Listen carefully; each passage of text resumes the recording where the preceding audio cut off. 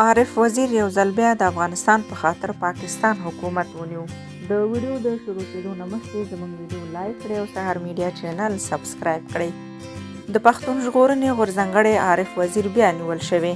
د پښتون ژغورنې غورځنګ مخکښ غړی عارف وزیر بیا نیول شوی دی.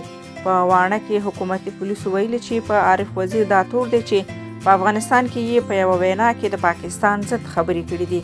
پاکستانی تاڼهدار عثمان وزیر وایي عارف وزیر تر نیول کېدو وروسته ټانک ته د عدالت په موخه استول شوی دی.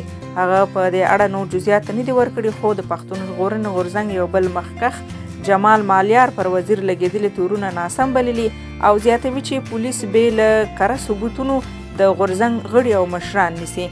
عارف وزیر تر دې وړاندې هم د پاکستان حکومت لخوا نیول شوی او څه موده په بند کې تېره کړه.